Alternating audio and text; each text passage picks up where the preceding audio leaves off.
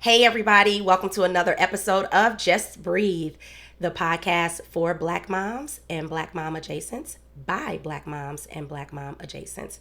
We are here today to bring you another important topic that concerns Black women, and that is boundaries.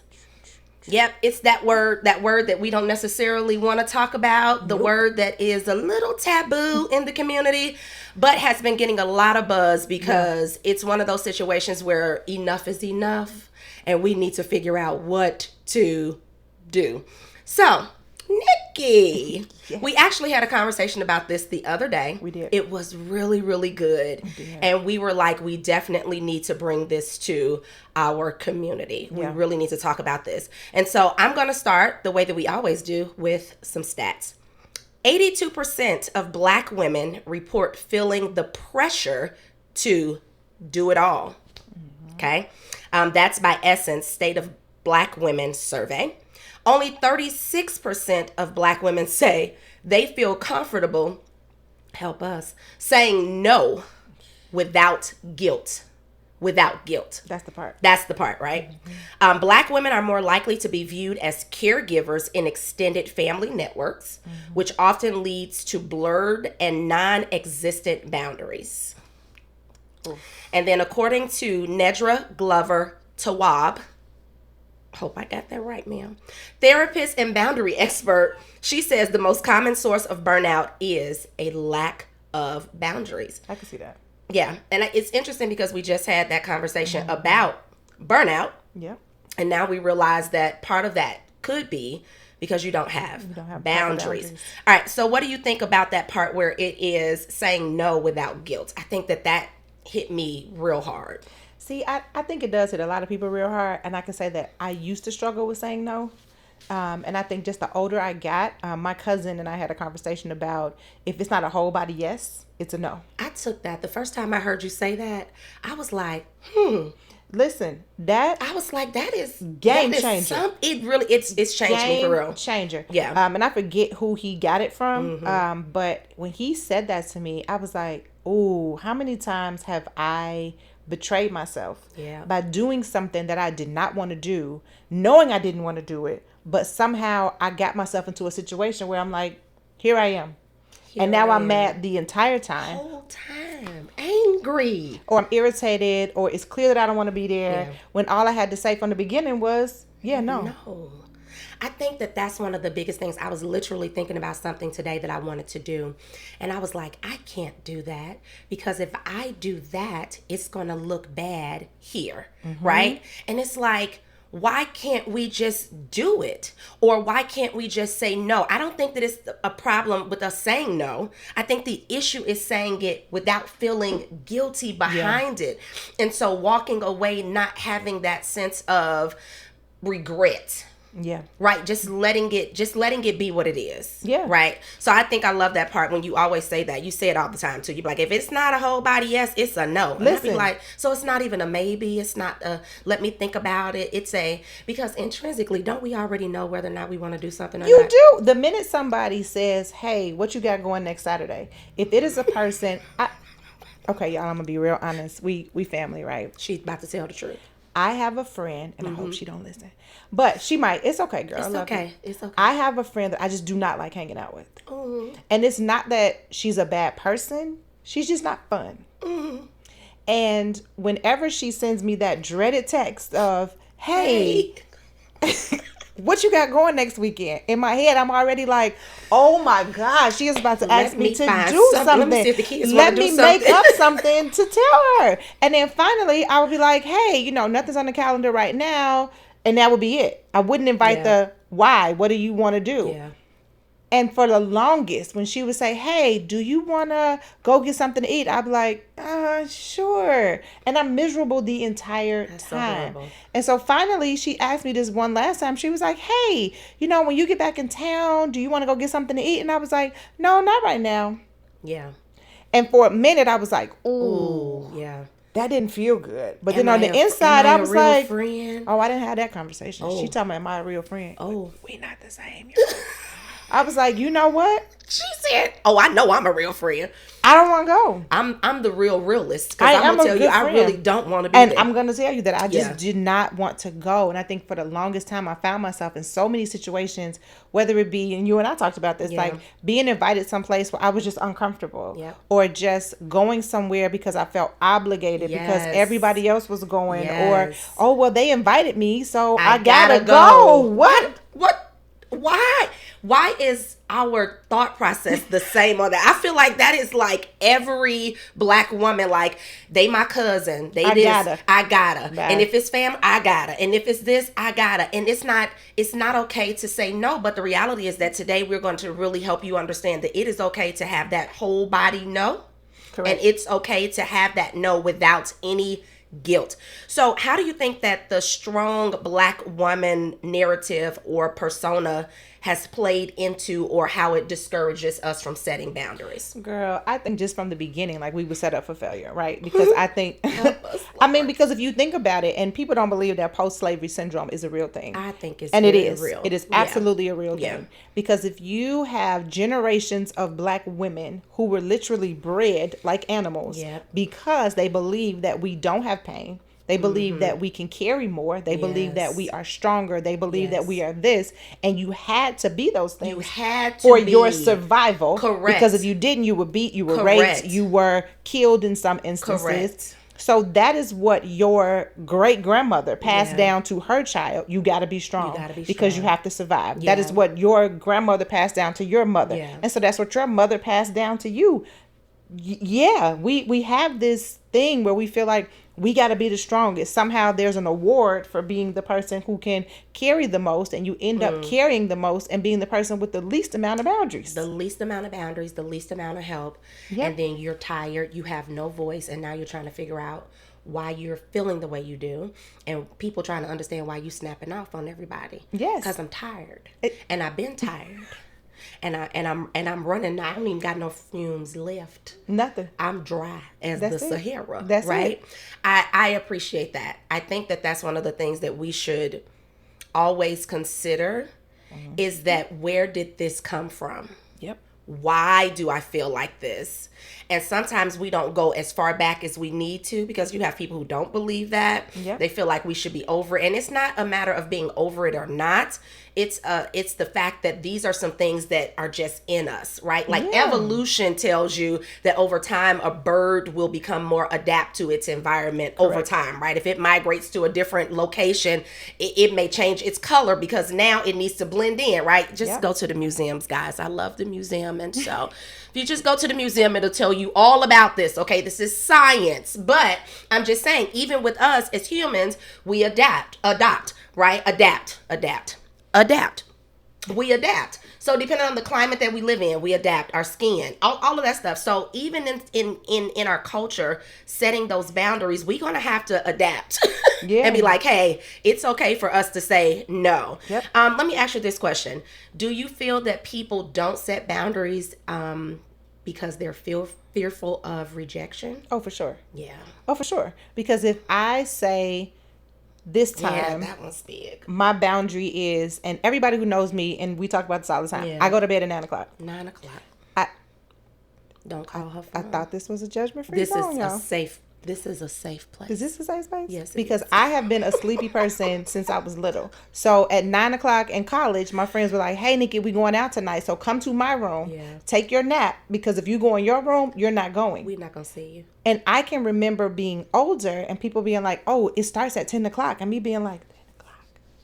No. And I'm with you on that. If it's what dark are we outside, doing? It starts at 10? Yeah. But I would feel so guilty because somebody invited me somewhere. And if I said no, then they're not going to invite me again. Yeah. So it was that fear of rejection in my 20s that I felt like, oh, well, I'm being invited. I'm included. So if I set this boundary to say, actually, y'all, at 9 o'clock, I really like to be either in the house or in the bed, that now you're never going to invite me anywhere again. And now I'm going to feel like the reject friend. Yeah. Because now I'm the one that, oh, well, don't invite Nikki. Yeah. When now that I'm older in my 40s, I'm like, don't invite me, shoot. I don't care. Good night. Have a great one. Good night. Blessings. What I like to say, go in grace. Absolutely. Like, it's really okay. I feel like that a lot of times too. Like, in my friend group, they like, she not coming. I'm like, I don't want to. Or like on family vacations, feeling like we all got to do the same thing at the same time all the time. And I'm like, at this point, I don't want to. Absolutely. Like, you know what? I'm actually not going to go on that excursion. But you guys have a great time. And back in the day, I would feel so bad for being the only one that didn't go. And then I would feel like it was that fear of missing out. Like, oh, they're going to come back with such great stories about how they kayaked on the Nile. It's really okay. Show me the pictures. Show me. I'm going to laugh with you when you retell those stories, Yep. but I don't want to go. And it's like, I used to feel so bad, and now I'm still learning, but I'm still coming into that place of just being okay with saying, hey, no, I don't really want to do that. I don't want to go. And not, this is the part, not having to give an explanation for it. Oh, because no is a complete sentence. It's a complete sentence. So let's talk about this. Let's define what a boundary really is, right? So, for clarity, boundaries are not walls, right? Could be. Well, no, hey guys, just make it a gate, okay? Let's just go with a gate, right? Well, if it needs to be a wall. Sometimes they do. But, listen, let's talk about that. Boundaries being walls and or gates. There we go. Okay. In what situation would it need to be a wall versus a gate? If I say I am not doing cocaine. Oh, wait a minute now. I just want everybody to pause That for a is second. a wall. We went rip. She went Whitney. She went Whitney on this. I just wanted to give a crack is whack. I just wanted Bobby! to give a real. I just wanted to give a real example. If you are a person that's like, I don't do drugs. Yeah. Then that is a wall. That's a wall. Right? Yeah. That is a wall. I don't That's a core drink. value. Like, my core value will not allow me That's a wall. to do that. That is a wall. Right. Yeah. But if for me, if I say, I really don't like going out after 9 o'clock, but if there's a concert that I really want to go to, and I know that the concert is not going to start until 10 o'clock because Lauryn Hill is always going to be late. And so it's so, I'm not going to say her name because I don't then want people coming after her. That's a gate. Yeah. Because I might say, well, this time I'm going to make an exception because I really want to go see Lauryn Hill. Yeah. Right? Yeah. So I think that could be the difference between a wall and a gate. Yeah. And I think that it's one of those things, and we talked about this, that it is a matter of who I let in. Yeah. And who can't come in. Who can and cannot come in. So when you think about it from the perspective of, let me just have a gate rather than a wall. Like, a wall means like I'm not open to anything, anybody, anytime, any place, anywhere. Yep. Versus a gate saying, hey, I'm still open, but I control the flow of traffic in and out. I think we talked about this like back in the day when you lived in an apartment building, or even sometimes in houses in certain neighborhoods, we had those gates that pulled all the way across the front door, and then the lock was on there and nobody can get in. If you weren't at home, you couldn't get in. And I think it's one of those situations with boundaries. It's like, hey, today my gate is locked and nobody can come in, right? Yeah. Like things like showing up unannounced. That's a boundary that I may have. I remember when I got married and everybody was like, ooh, we'll be at your house. And I said, please don't. And they thought I was the meanest person coming into the family. And I said, let me help you understand something, okay? I just got married. Give me 2 years before you knock on my door. Legit. Please don't show up to my house unannounced. That's real. Like, I just married him. And we are building our life together. And this is a situation where we need to not necessarily figure each other out. Heck, I just want to enjoy my husband without your company. Don't come. Yeah. You're uninvited. The day may look different. And that's a gate. It's a gate. That's a gate. But after 2 years, please still call. I was about to say, you are more than welcome. After 2 years, please still call. Yeah, that's real. And let me know that you're coming. Yeah. And again, it's also upbringing, right? That's another thing too, is I was not raised in a house where we had a lot of company in and out of our home. Whereas his family was very much like, I'm 2 minutes away. Open the door. And you don't set up a cot. You got the guest bedroom. Somebody that ran downstairs and bought chicken. Somebody baking a cake. Not the chicken. Legit. No, but that's real. When I say real talk, we have driven to parts of the country and stopped in, and family done pulled out a whole spread, and I'd be like, it is like 11, like y'all cooked all this? Like they like, yeah, we knew y'all was coming. Yeah. And I'm like, yeah, but I didn't grow up like, it's beautiful, but I didn't grow up like that. So for me, there is a boundary there. Oh, for sure. Right? So I guess one of the things that we want to talk about too is, what is the difference between boundaries and control? Ooh. I don't know that I've ever heard those two things kind of put together. I can see that because I feel like if you think about, I can think of an argument that my husband and I had early on in our marriage. Yeah. When we first got married, he didn't go out because he felt like as a husband he shouldn't. Mm-hmm. And I never felt that way. I was always outside. Not like, oh, I'm never going to be home. Like, I'm just a lady of the evening. Not that kind of outside. Okay, so put your hand down. Okay, I was not a lady of the night. Let's be clear. But I would go out with my friends or, you know, and still having a good time. Mm-hmm. So when he was like, hey, I would like to go out, I was like, oh, go have a good time. Yeah. But then he carried the joke too far. And stayed out until 4 o'clock in the morning. That's too far. And when he came in the next day, I was like, so can we talk about coming in at 4 a.m.? Because love should have brought you. You hear me? Home. When? Last night. Last night. Uh-huh. So at 4 o'clock in the morning, the next day, you know, I was just like, this is not okay with me. Yeah, for sure. And I had a conversation with another married friend. And I was like, hey, do y'all talk about like what time to come in? Because I don't want him to feel like I'm trying to control him. Oh, yes. Because I'm not. You're a grown up. You can do whatever you want to do. But you also have to respect the fact that you are married. And why are you out till 4 o'clock in the morning? Right. So we were able to have a conversation. Whereas I said, hey, for me, it feels a little unsafe for you to be out until 4 in the morning. Yeah. Because what you doing till 4 in the morning? Because you know they say nothing outside. At all. So we had to have conversations about what the boundaries of our marriage was going to look like. And it wasn't for him. It was very much, you're trying to control me. For me, it was like, we need to put some guardrails around our marriage to make sure that at all times we are protecting our marriage. Yeah. So I think that's the difference. I think control is about the other person and boundaries are about you. I like that. Right? I like that.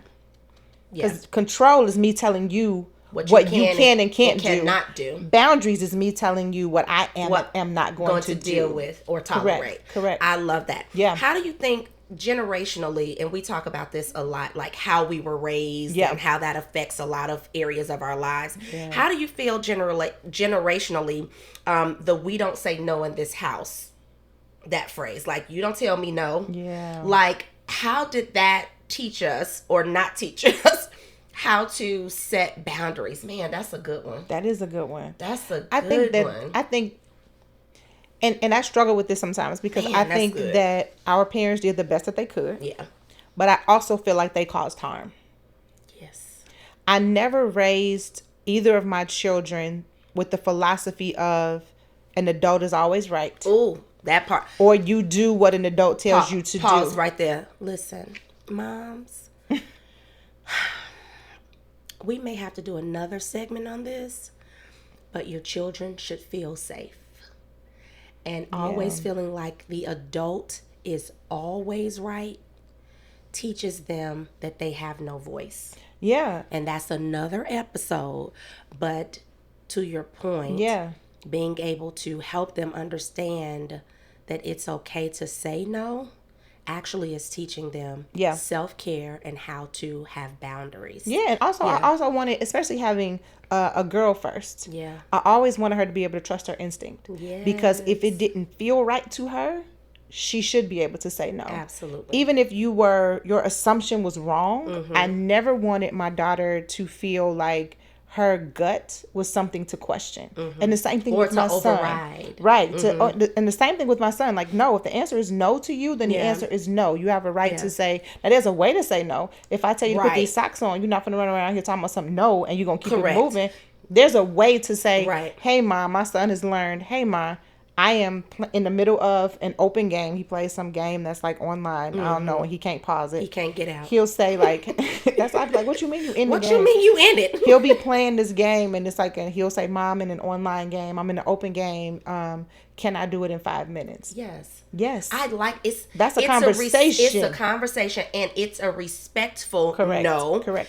And because you've given me a timeline, although my boundary is that you obey, right? Like that is the, or let me say this, that is one of the things that we have said that we would do in this house. That's one of our agreements, right? Yeah. That you're going to do what I ask you to do as a part of our home community. Yeah, part of this community. Right, you're a part of this community. Yeah. But there's a way for you to say no that is safe and acceptable. And I think that that's really good. I tell my daughter that all the time. Like, there's some boundaries, right? Boundaries. Like, you don't have to hug everybody. Oh, absolutely not. Speak, because that's being cordial. That's good manners, right? But the whole make her hug me, no. Never. I didn't make my kids share. Never. Oh, you didn't make them share? No. Their toy was their toy? Yeah. As an adult, nobody can walk in on my desk and be like, give me this pencil. So true. I'm not going to be in the middle of doing something and somebody is like, let me get that. What? And you be like, here. Yeah, no. Or not even let me get that. Or they want to take it and then another person comes and tells you, and you why won't you let them have your pencil? Correct. That is so true. I never made my children share. You guys, we've been hoodwinked and bamboozled for I just never time. did. So when we would have company and my daughter would have people over, other kids, I would say, all right, what things do you not want people to play with? Are you not okay with people touching? Go put those in the closet. Got it. And that was the end of it. Yeah. So that means that everything out here is community property. Is fair game. Yeah, for you and your friends. And I don't want to hear it. That's interesting, because one of the things that I always say is, like, when do we start teaching our children how to be adults? From the time they get here. Right. Because at the end of the day, we're not raising children. We're not raising We are children. raising adults. We are preparing our children to be without us. And I never wanted them to feel like somebody could come in and take your stuff. So I just never did. So they were very clear that what boundaries were in play for them. I think that's one of those things that it's teaching our children how to respect boundaries through modeling. Oh, for sure. We show it to them. And for those of us who are still, and I say those of us, right? Because I never want to make it seem like I've arrived and I got it all together. But for those of us that are still learning how to set boundaries, it's never too late for you to teach your children how to set those boundaries, no matter where you are.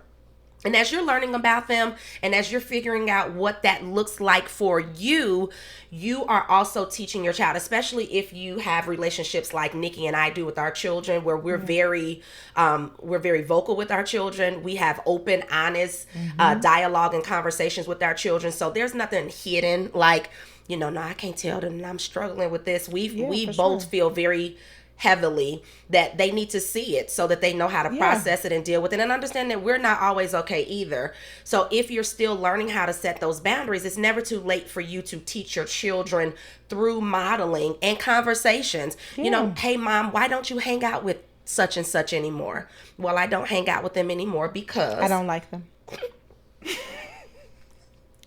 Everybody just full stop. Everybody.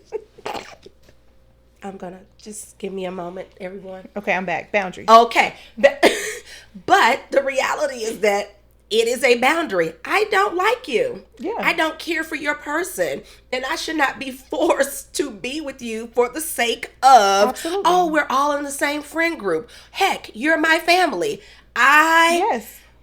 This is real serious. I have had just the right amount of you. That is my favorite saying. I have had just the right amount of you. But I also think, and we talk carry on. Just keep going. One of the things that we talk about, come back. One of the things that because now I'm gonna use that.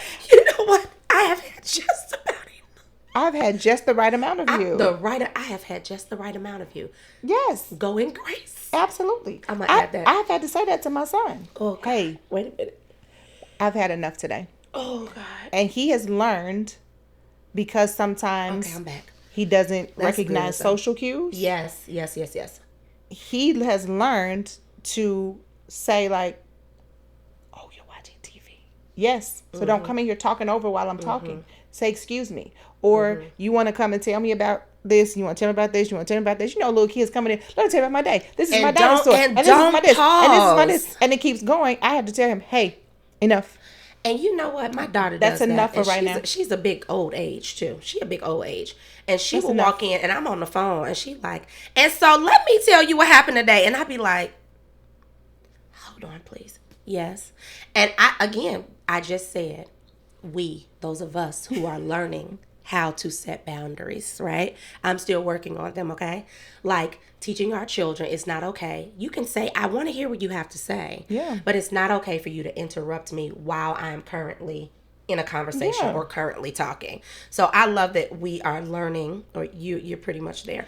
I'm learning how to model boundaries through my own behavior. All right, let's talk about this as we start to come to a close. But rest as a boundary. Yes. Rest as a boundary. Yes. We talk about getting rest very, very often and learning how to use that as a boundary, or saying, I'm not an Energizer bunny. I can't just keep going and going and going and going. So what is your philosophy about rest as a boundary? Man, it's something that I'm learning. Like you said, we are learning. Yeah. And I think that rest for me, when I am tired sometimes, I am learning now to say I'm tired. Mm-hmm. Because I think the way I was raised, you keep moving. You keep going. My mother never sits down. Yeah. I watch her. She just moves for the sake of moving. Yeah. And I'm like, what? You're making me tired. So I think I adopted that philosophy of I got to always be doing something, or I'm lazy, or I'm this, or I'm that, or whatever it is. Yeah. And now I'm just like, y'all know what? I'm tired. Full stop. My daughter will say, Mom, you look tired. Why don't you go get in the bed? And we don't want to look And I'm tired. like, I don't want to get in the bed. And I'm just going to sit on the couch. Yeah. Why? Just go get in the bed. Yeah. So I think I am learning, because I have modeled very clear boundaries for my children. I'm taking a cue from them. Yeah. You know, when I'm tired, now I'm just like, y'all know what? I'm tired. I'm going to bed. And even if it's, I don't want to go, or I'm not going to go, or today I'm wearing pajamas all day because my plan is to go nowhere. And if I would like to get in the bed at some point, guess what? I'm going to go get in the bed, or I'm going to sleep in. Yeah. I'm an early riser. I get up early every day. I don't know why, God. Please help me understand why I have to get up early every day. Excuse me, hold on. God, you ain't got to worry about me. We good. All right, go ahead. But I get up early, and now I'm like, I'm going to lay here. Yeah. Just because I'm up I love that. doesn't mean that I have to get up and do be active. something. Right. You can Even rest. if it's, I'm going to scroll on social media for this next hour. And now I do say, okay, it's 5 in the morning. Nikki, at 5:30, you need to be off of social media. Yeah. But resting, and I also am a strong believer that rest is a form of revolution. Especially for Black women and Black men. And we've talked about that. Yeah, and Black men. Like, that. definitely Black men. Yeah. That's a whole nother episode. But definitely for Black men, it is a form of revolution because we have been taught that we should not rest. Yeah. But resting, just like with this past political situation where it was like all of us need to rest, that is a form of revolution. Yeah. And we have got to adopt a better pattern of being able to not only listen to our bodies, but to do something about it. It's one thing to say, I'm tired, but I'm going to. It's another thing to say, I'm tired, I'm going to rest. I'm going to rest. Boundaries protect your peace. Yes. They keep the noise out. Yeah. They stop stress, or it reduces stress.